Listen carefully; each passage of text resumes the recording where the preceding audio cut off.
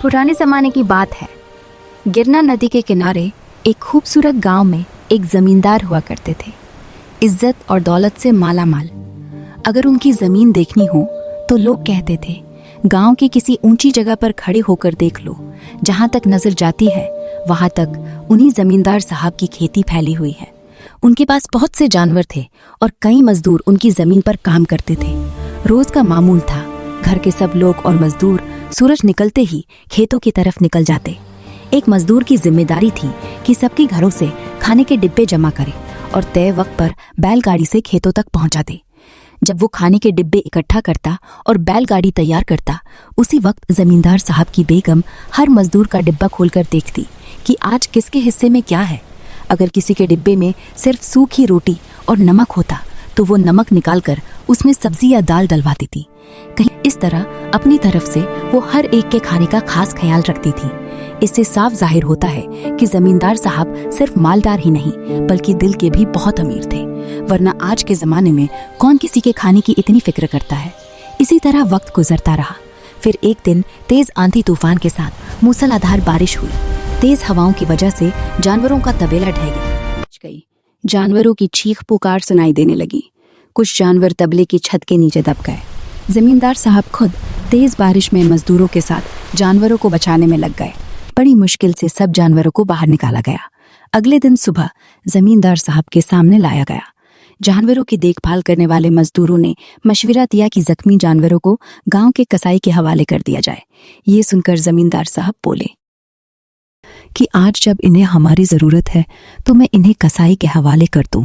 इनकी पूरी देखभाल करो, मरहम पट्टी करो और कुछ दिनों तक इनसे कोई काम न लिया जाए। जिसने भी ये बात सुनी उसने उनकी दिल से तारीफ की। जमींदार साहब को जानवरों से खास लगाव था। उनके पास एक सफ़ेद घोड़ा था जिसका नाम मोती था। वो इतना खूबसूरत और चमकदार था कि उसे देखकर आंखें चौंधिया जाए। जब वो दौड़ता तो लगता मानो हवाओं से बातें कर रहा हो। जो भी उसे देखता नज़र हटाए बिना नहीं रह पाता। एक बार जमींदार साहब के बड़े बेटे मोती पर सवार होकर खेतों से घर लौट रहे थे।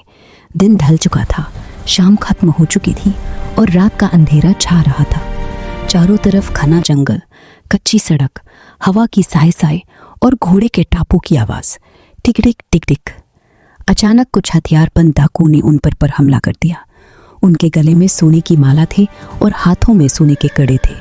इससे पहले कि वे कुछ समझ पाते, मोती ने अपनी बहादुरी दिखा दी।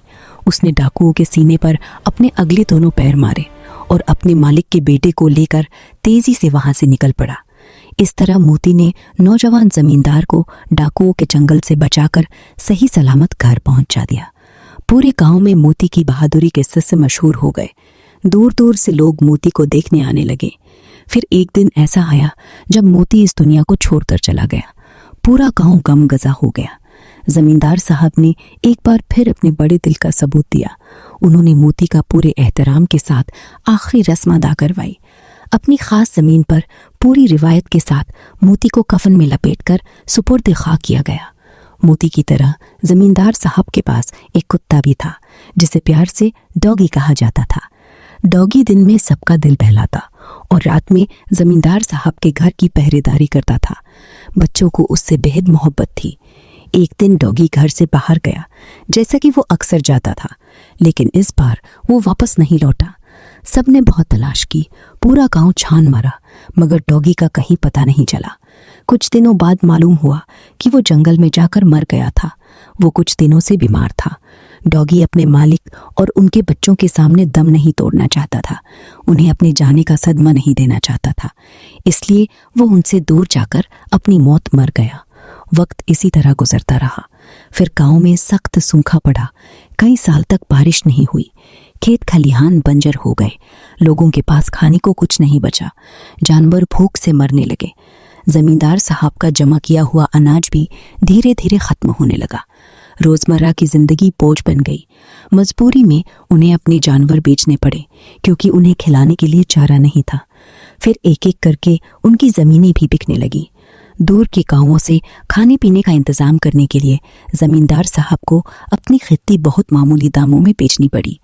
हालात यहाँ तक पहुँच गए कि जमींदार साहब के बेटे रोजगार की तलाश में गांव छोड़कर शहरों की तरफ निकल पड़े। एक एक करके सब चले गए। जमींदार साहब ये सब अपनी आंखों से देखते रहे, मगर दिल में तूफान लिए खामोश बैठे रहे। फिर वो दिन भी आया जब उनके सबसे छोटे बेटे, जो अभी लड़कन में था, उसे भी काम की तलाश में घर और गांव छोड़ना पड़ा। जमींदार साहब से रहा नहीं गया। उनकी आंखों से आंसू बह निकले और उन्होंने अपने छोटे बेटे से कहा, तो कब इतना बड़ा हो गया कि रोजी की तलाश में शहर जाने लगा। यह किस्सा जो आज एक कहानी लगता है, असल में हकीकत पर मुश्तमिल है। ये कोई और नहीं, हमारे दादाजी थे, उस वक्त के जमींदार